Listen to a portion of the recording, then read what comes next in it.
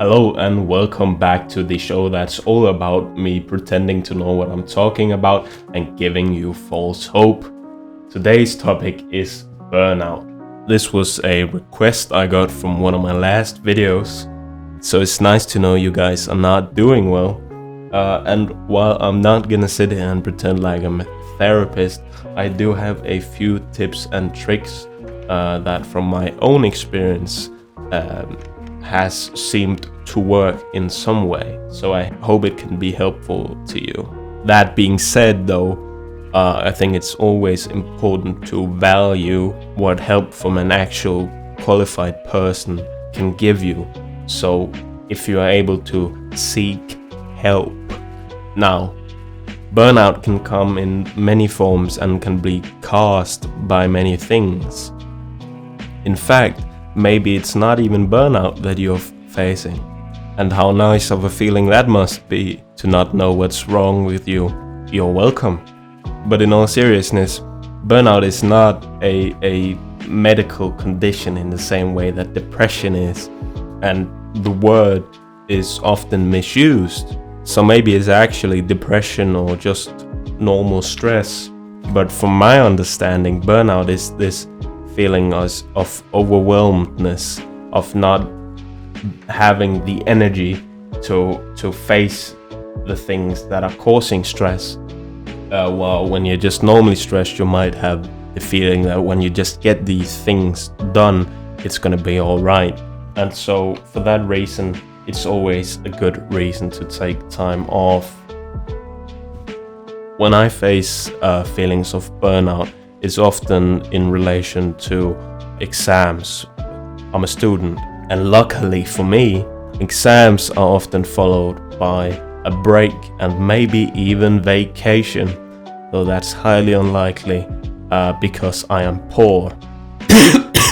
So generally, a good thing is to take time off from what it is that's causing you stress and that you're not able to deal with, to just calm down. And so when that break is eventually over, I would highly recommend not to go back in full on with the same things that caused the burnout, because then you're just gonna get right back into it. Also, I understand that not everybody is able to just take a break from it, right? I mean, if you're raising a kid, you can't just leave it on the sidewalk and take your sweet time. You know, that kid's gonna get picked up by a white van and turned into burger meat. It's just gonna be all burger meat. What you can do though is delegate, and this is generally a great thing, you know. I mean, these managers really have it figured out, right? With them not doing any work and just delegating, and really you can use that. So what I mean by this is, when you've calmed down a bit, is you can look at what is causing your burnout, and then you can delegate some of these things. Because if you go right back in and take on too many responsibilities, then you're gonna burn out again. And that's the circle of life, baby.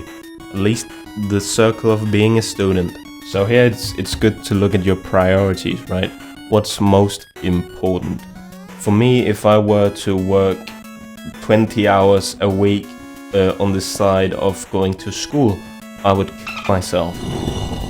In Minecraft. Yeah.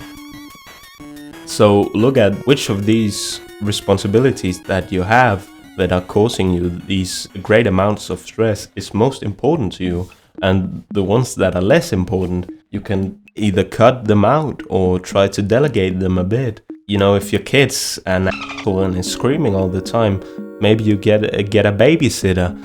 If you're poor, maybe get a family member to look a bit after them. And if they're anything like my grandparents were, they'll tell you about how they threw axes into their knees and stuff when they were younger, and how they got shot or something. So that's always nice, you know, get a bit of perspective to the kid. But in all seriousness, you know, really consider what's most important, and maybe change the way you do things, and also just change the way you spend your time.